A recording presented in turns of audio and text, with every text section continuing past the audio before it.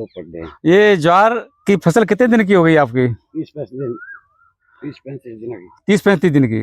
देखो ऐसा है, 30-35 दिन की ज्वार की फसल होती है, आपको पता नहीं है, एक इसमें विषैला तत्व होता है जिसको हाइड्रोसायनिक एसिड कहते हैं, हिंदी में इसको धुरिन कहते हैं। वो हमारे पशुओं के लिए बहुत ही हानिकारक होता है।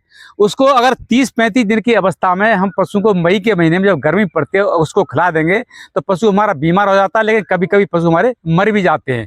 तो इसीलिए किसान भाइयों, ज्वार की फसल को कभी भी 50-55 दिन से पहले काट के नहीं खिलाना चाहिए, क्योंकि 50 दिन के बाद में उसका जो विषैले तत्व का असर है वो कम हो जाता है। अगर हमको खिलानी पड़ जाए तो हमको क्या करना, काटने के बाद में उसको धुलाई करके खिलाना है, लेकिन कोशिश करना हमको ज्वार की फसल को 30-35 दिन की फसल पर अवस्था पर बिल्कुल काट के नहीं खिलाना है। लेटने के बाद में थोड़ी देर के लिए हम 1-आध घंटे के लिए इसको काट के खेत में छोड़ देंगे धूप से, तब भी इसका असर कम हो जाता है। लेकिन बारिश हो जाती है तब भी इसका असर कम हो जाता है। और काटने के बाद में इसमें नीचे से जो फुटाव होता है, फुटाव में इसमें ज़्यादा असर होता है, और तने से पौधे से ज़्यादा पत्तियों में इसका असर ज़्यादा होता है।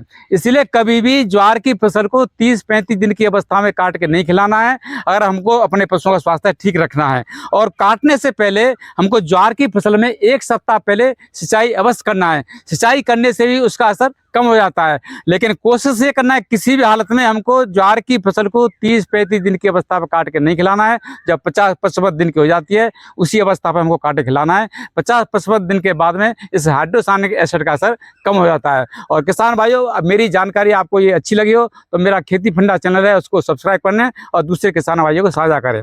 नमस्ते।